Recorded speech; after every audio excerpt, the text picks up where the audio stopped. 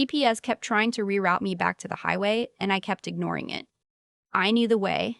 I'd driven that road more times than I could count. Past the Sunoco with the broken sign that had said Uno for as long as I could remember. Past the Methodist church where my grandmother's funeral was held. Past the stretch of fence my brother and I used to dare each other to climb. My hands found every turn before my brain did. Muscle memory. The kind that doesn't leave you even when you wish it would. I hadn't been back to Claremont in almost 3 years. My stepmother had called 2 weeks before to tell me about the dinner. Not to invite me exactly, more to inform me the way you'd inform someone about a change in weather. Your father's being honored by the hospital board, she said. The whole department is coming. It's a sit-down dinner at the Whitmore Club. Black tie. A pause. Then, you should probably come. It would look odd if you weren't there. That was as close to a welcome as I ever got from her. My father, Dr. Edwin Marsh, everyone called him Ed, had spent 31 years as a cardiothoracic surgeon at Claremont Regional. He'd operated on half the county at one point or another. People stopped him in the grocery store to say he'd saved their father, their wife, their child. He was the kind of doctor who made the local paper when he retired, the kind who got a plaque in the hospital lobby. The board dinner was the formal send-off. The big one. I was his daughter. I was supposed to be there. What? My stepmother? I'll call her Sylvia because that's her name and she's earned it being used plainly. Didn't mention on the phone was that she'd been telling people things about me. What kind of things? I didn't know yet. I found out the same way I always found out things in that house. By walking into a room and feeling the temperature drop. I pulled into my father's driveway a little after 4. The elm tree in the front yard had gotten bigger. Everything else looked exactly the same. Sylvia met me at the door before I even knocked.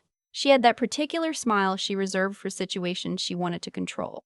Wide, quick, showing all her teeth.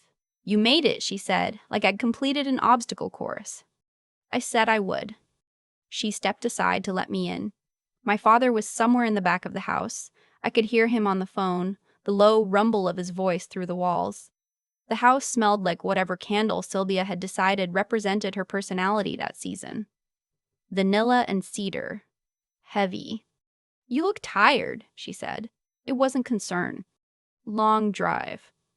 Where are you staying? You didn't say. I booked a room at the courtyard off Route 9. Something flickered across her face. I'd seen that look before. She'd assumed I would stay here. She'd wanted to be able to say I was staying here, probably. It was the kind of detail that let her frame things a certain way to certain people. Her stepdaughter stays with us when she visits. We're very close. I'd stopped giving her those details years ago. My father came down the hallway a few minutes later, and the sight of him did what it always did. Something in my chest loosened and tightened at the same time. He was older than I remembered. Not dramatically, just incrementally. The way people age when you only see them in intervals. He hugged me, and I hugged him back, and neither of us said anything for a moment. You look good, sweetheart, he said. You too, Dad. He meant it. I wanted to mean it back. Mostly I did. We sat in the living room for a while and talked about the drive, about the weather, about nothing in particular. Sylvia perched on the arm of the sofa and inserted herself into every pause. She was good at that, filling silence before it could become something. My father let her. He always let her. I'd stopped expecting anything different. At some point she said, casual as anything. I was telling Linda Forsythe you've been doing freelance work. I looked at her. I'm not doing freelance work. Well, I didn't know what to call it. You're not at the agency anymore, are you? I left the agency 8 months ago. Right, so. She waved her hand.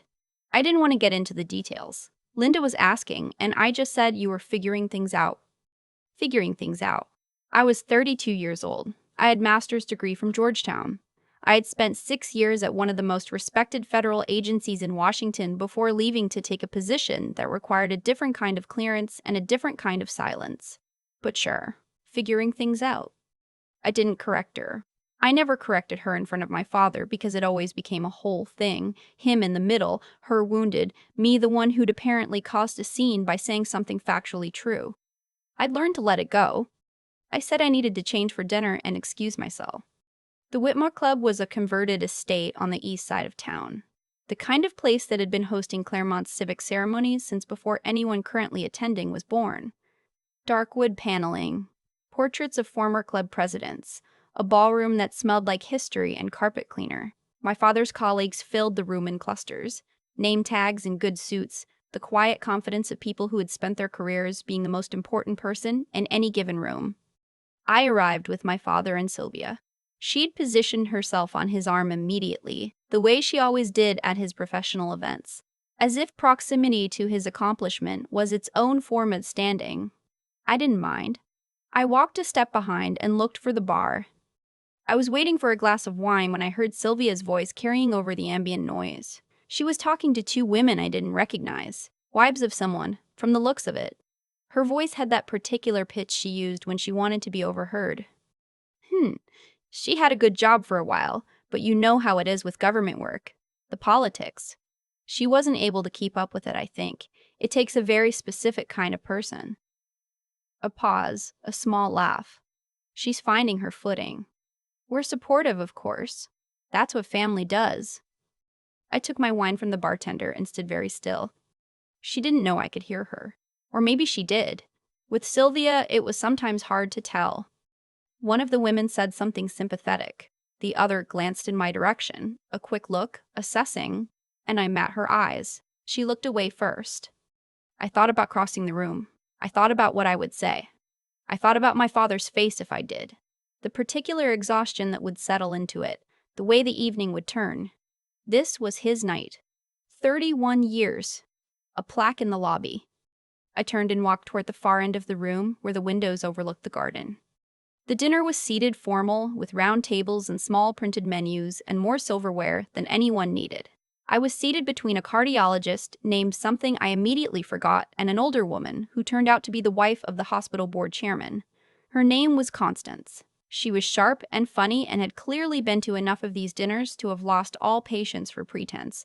We talked through most of the first course about a documentary series she'd been watching. I liked her immediately.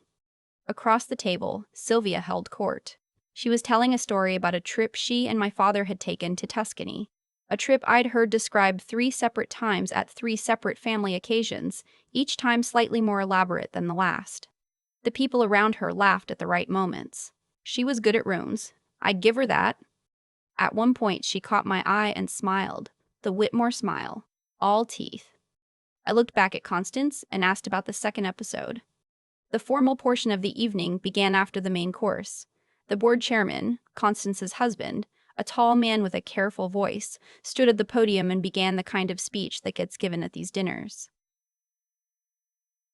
Years of service, lives changed, community of care. My father's name, repeated. I watched him from across the room as he absorbed it, slightly uncomfortable the way good people often are with direct praise, but moved. Genuinely moved. I felt something for him then that I didn't have a word for exactly. Pride, maybe. And something older. There were remarks from 3 of his colleagues. Each one had a story, a surgery that shouldn't have worked, a patient they thought they'd lost.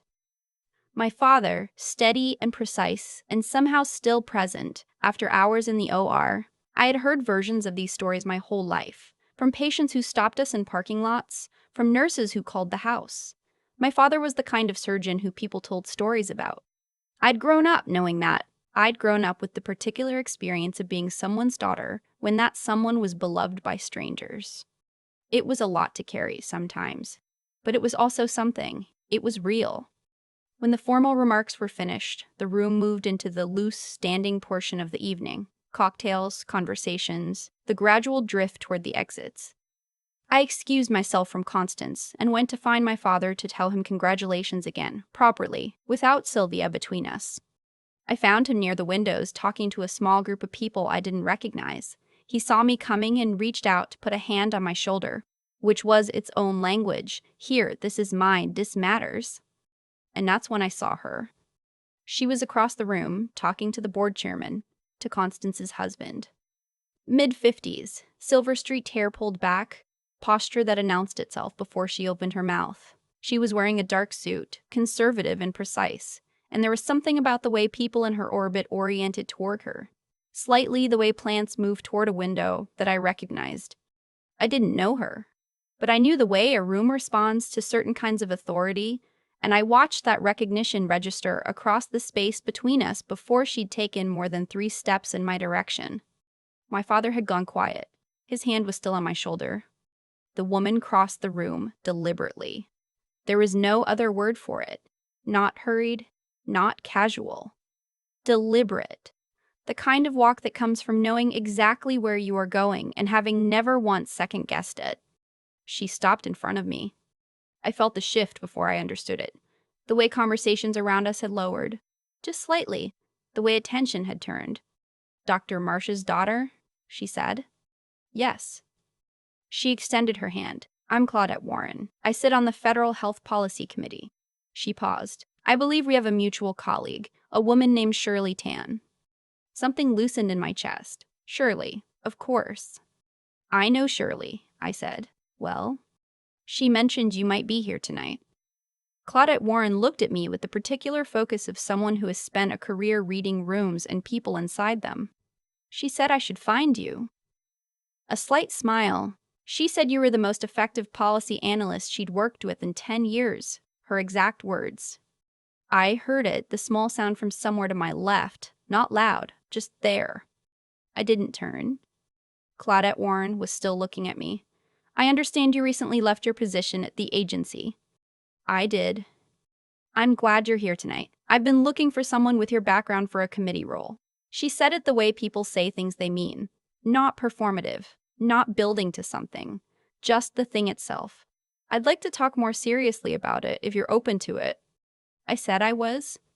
She smiled, a real one, the first one, and we talked for the next 20 minutes while the room continued around us. She knew the work, she knew the names. She asked questions that assumed competence and waited for answers that confirmed it. At one point, she said something that made me laugh, actually laugh, and I heard my father's breath beside me. He had not moved from my shoulder the whole time. When Claudette Warren finally excused herself to find her coat, she shook my father's hand, said it was a beautiful evening and a well-deserved tribute. Then she turned back to me. "I'll have Shirley connect us Monday," she said. "I mean it about the role." She walked away. The room was doing a thing it does sometimes, recalibrating, imperceptibly, the way a conversation shifts after something true has been said out loud. People who had been talking to each other were now talking in slightly different directions. I was aware of it the way you're aware of a change in barometric pressure. Not quite visible, but felt. Constance appeared beside me from nowhere, touched my arm. "Well?" she said with the mild satisfaction of someone who has been waiting for a particular card to turn over. "There you are." I didn't say anything. I just smiled.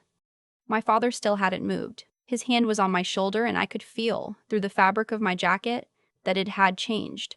Pressure had increased. Just slightly. Not dramatic. Just true. I finally turned to look at him. He was looking at me the way I hadn't seen him look at me in a very long time, like he was seeing something he'd always known was there, but had let himself be talked out of seeing. His eyes were bright. Not with tears, exactly.